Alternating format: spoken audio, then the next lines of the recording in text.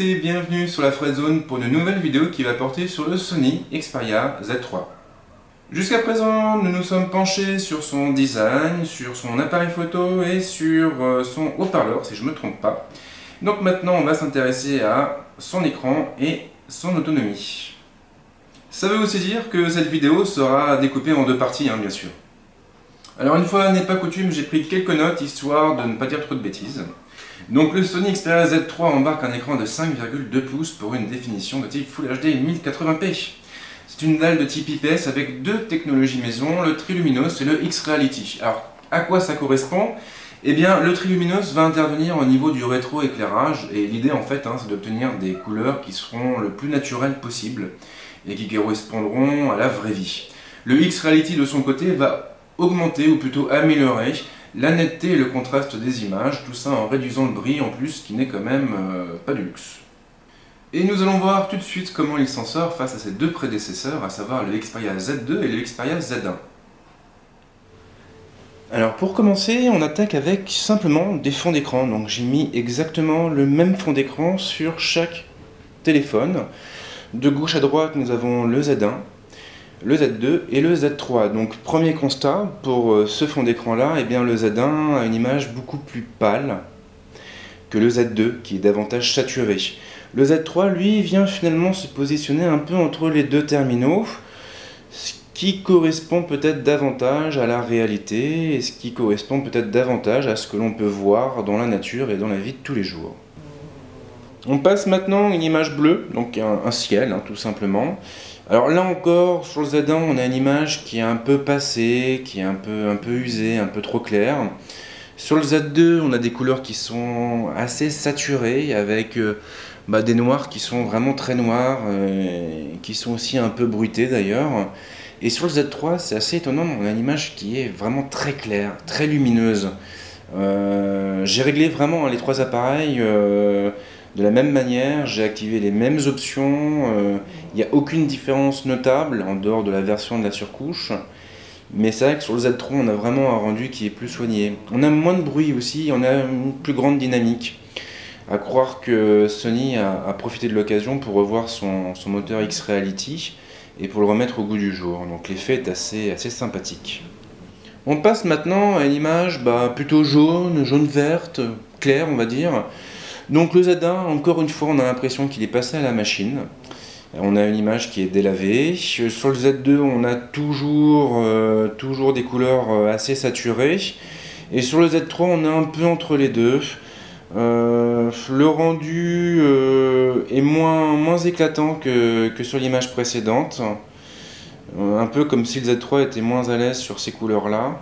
On a moins de vibrance, dirons-nous. On passe maintenant à une image verte, donc visiblement sur le Z1 l'essorage n'est pas terminé, dommage. Sur le Z2 on a des couleurs qui sont très saturées et finalement un rendu assez proche de ce qu'on aurait sur l'AMOLED je pense, ou pas loin en tout cas. Et sur le Z3 on a une image qui est un peu plus terne, c'est pas le bon mot non plus quand même. On a une image qui est évidemment moins violente, moins piquante que sur le Z2, mais on a un niveau de détail qui me paraît quand même bien supérieur. Toujours la dynamique qui est plutôt pas mal. Et puis évidemment, une image claire, une image lumineuse. Donc c'est assez sympa. Là on retrouve un peu le même esprit que le fond d'écran bleu qu'on avait tout à l'heure, et c'est plutôt chouette. Les couleurs c'est super, mais qu'en est-il du blanc? Et bien là, sur la page d'accueil de Google, on a vraiment des différences flagrantes entre chaque terminal. Sur le Z1 et sur le Z2, on a une image qui tire davantage vers le jaune, même si le Z2 s'en sort quand même pas mal de ce côté-là. Enfin, en tout cas, mieux que le Z1. Et sur le Z3, on a une image qui tire vachement vers le bleu, donc ça explique aussi pourquoi le rendu était sublimé sur les fonds d'écran vert et bleu qu'on a vu tout à l'heure. Alors, j'ai pas d'explication sur la différence de rendu. Maintenant, ce que je sais, c'est que dans les options de la plateforme et de la surcouche, on a plein d'options pour jouer avec justement le rendu des couleurs. Donc, si vous n'aimez pas le rendu plutôt bleu, vous pourrez toujours aller jouer avec la balance des blancs dans les réglages et puis faire les choses à votre goût. On continue avec 3 vidéos qui sont jouées à partir de YouTube, qui sont jouées en 1080p. Alors, j'ai pas réussi à synchroniser les 3 téléphones à la seconde près, je suis vraiment désolé, il me manquait une main. Mais bon, je pense que c'est déjà quand même pas mal, et puis ça va vous permettre de voir un peu la différence entre les 3 dalles. Alors, sans grande surprise, hein, sur le Z1, on a une image qui est très lumineuse, qui tire pas mal vers le jaune. Sur le Z2, on a des couleurs qui sont quand même très saturées. Et sur le Z3, bah, finalement, on a un résultat qui se place entre les deux, quoi. On a une image qui est lumineuse, on a des couleurs qui sont plus marquées que sur le Z1. Et là, on le voit avec la typo notamment, on le voit aussi avec les montagnes. Il y a vraiment une différence flagrante entre les 3 dalles. C'est assez drôle, hein, puisque le Z3 est quand même arrivé juste 6 mois après le Z2, qui lui-même est arrivé 6 mois après le Z1. Mais là, si je prends l'exemple de la Terre et des collines, bah, je pense qu'on a un rendu qui est plus réaliste sur le Z3. Alors après, c'est sûr que mes yeux sont perfectibles. C'est sûr aussi que la vidéo, bah, on a quand même derrière la compression de YouTube, donc on n'a pas une image qui correspond non plus à 100% à la réalité. Mais voilà, on a vraiment des différences qui sont étonnantes. Alors après, chacun appréciera évidemment les choses à sa façon, hein, puisque là-dessus, nous ne sommes pas tous égaux et nous n'avons pas tous les mêmes goûts. Donc voilà pour l'écran, et maintenant on passe bien sûr à la batterie de l'appareil. Donc si j'en crois mes notes, la batterie du Z3 atteindra une capacité de 3100 mAh pour une autonomie estimée à 16 heures en communication, 920 heures en veille, 130 heures en écoute musicale ou 10 heures en vidéo. Alors toujours d'après le constructeur, normalement, hein, pour une utilisation normale, le Z3 est censé pouvoir tenir pas moins de 2 jours. Si on active le mode stamina, on passerait dans ce cas à 3 jours et demi, et après, pour aller au-delà, on aura le mode ultra stamina, qui correspond un peu au mode SOS, je suis perdu en pleine forêt avec des cannibales qui me poursuivent. Et là, clairement, on pourrait taper dans la semaine d'autonomie sans aucun souci, mais avec le minimum derrière, puisque le mode Ultra Stamina désactive à peu près tous les services, sauf les services essentiels. Donc dans les grandes lignes, on a un terminal qui est quand même super prometteur, et il faut avouer que c'est plutôt vendeur. Alors tout ça, bien sûr, c'est pour la théorie, et en pratique, on peut se demander ce que ça vaut. Après tout, entre les fiches des constructeurs et puis la vie de tous les jours, il y a parfois malheureusement de grandes différences. Et bien justement, j'ai fait le test en comparant le Z3 face au Z2 et face au Z1. Donc tout ça avec un protocole identique, hein, bien sûr, puisque les 3 terminaux ont été rechargés à fond. Et puis ensuite, eh bien, j'ai effectué exactement les mêmes tâches sur l'un, sur l'autre. Et voilà ce que j'ai obtenu en vidéo. Alors, qu'en est-il de la batterie? Sur le Z1, nous sommes tombés à 90%, sur le Z2, 91%, et sur le Z3, 92%. Tout ça avec une luminosité mise au maximum, sans data, donc sans réseau mobile, en Wi-Fi, et en jouant essentiellement une vidéo sur YouTube. Alors, c'est vrai que c'est pas un test qui est très significatif, dans le sens où généralement on passe pas non plus notre vie sur YouTube, on alterne avec d'autres usages, on va aussi sur internet, on va aussi sur les réseaux sociaux, mais là au moins on a un point de comparaison entre les 3 terminaux, et on remarque que le Z3 s'en sort quand même assez bien. Maintenant, là il faut bien préciser que cette mesure a été relevée sans avoir activé le mode Stamina, et encore moins le mode Ultra Stamina. Alors le mode Stamina, vous connaissez, hein, c'est un mode spécial qui permet d'optimiser la durée de vie de la batterie en désactivant certaines notifications et certains services. Pour accéder au mode Stamina, c'est pas compliqué, hop, on va passer par les réglages, on va descendre jusqu'à gestion de l'alimentation, et là, eh bien, on a déjà une durée de batterie estimée. Donc là, sans avoir rien activé, ma batterie devrait tenir 5 jours et 4 heures, ce qui est assez étonnant. En mode veille, on passerait à 7 jours et 10 heures. Alors, il faut se méfier des fois, hein, des prédictions de ce type d'outils. Mais si j'active le mode Stamina et que je valide, là je passe à 16 jours 23 heures en durée d'utilisation normale, ou à 19 jours 19 heures en mode veille. Donc c'est plutôt impressionnant. Mais il y a mieux, car là-dessus on a aussi un mode Ultra Stamina qui se trouve juste ici et qui va me permettre de tout désactiver sauf les fonctions les plus importantes, comme le téléphone ou la messagerie, ou encore d'autres services du même genre. Ce qui est assez rigolo, c'est que lorsqu'on active ce mode Ultra Stamina, automatiquement le bureau va sauter et va changer. On va basculer sur un nouvel écran d'accueil.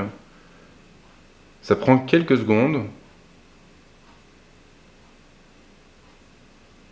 Et là, ça prend toujours quelques secondes. Bon, c'est assez normal parce qu'en même temps, là, il est en train de virer tous les services. Et une fois que c'est fait, on revient sur l'écran d'accueil avec cette fois-ci un fond d'écran noir qui est censé consommer moins d'énergie et seulement 10 raccourcis pointant vers la fonction téléphone, vers les contacts, la messagerie, l'appareil photo est actif. Même chose pour l'album, l'agenda, les alarmes, l'horloge, la calculatrice, la radio FM et les réglages. Donc là on est vraiment sur un mode ultra économiseur d'énergie qui correspond assez bien finalement à ce que propose, Samsung. Et au niveau de la durée de vie estimée, on est sur 19 jours et 14 heures. Ou sur 23 jours et 12 heures en mode veille. Donc c'est plutôt rigolo. Si je retape sur le mode Ultra Stamina, là je vais avoir la possibilité de le désactiver pour revenir à la normale. Là encore, il va falloir être un petit peu patient.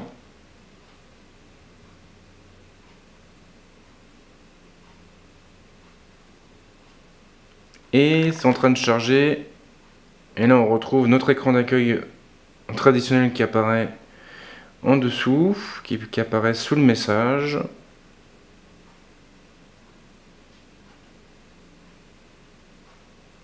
Et qu'est-ce qui se passe? Il éteint carrément le téléphone. En fait, il va le redémarrer.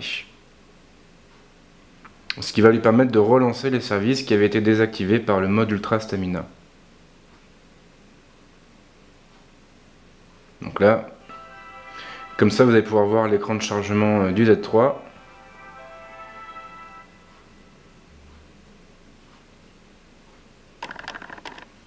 Et on est revenu sur notre écran d'accueil.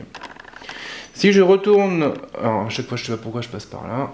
Si je retourne dans les réglages, toujours au niveau de la gestion de l'alimentation, là je vais aussi avoir la consommation d'énergie des applications. Et en fait c'est un outil qui va me faire remonter les applications les plus énergivores, donc celles qui consomment le plus d'énergie. Et là en l'occurrence il s'agit de Mailbox et de Twitter, donc ça vient sans doute des mentions et des messages reçus, donc de tout ce qui touche aux notifications. Et puis ici, nous avons un autre menu que vous connaissez sans doute déjà, qui montre l'utilisation de la batterie, service par service.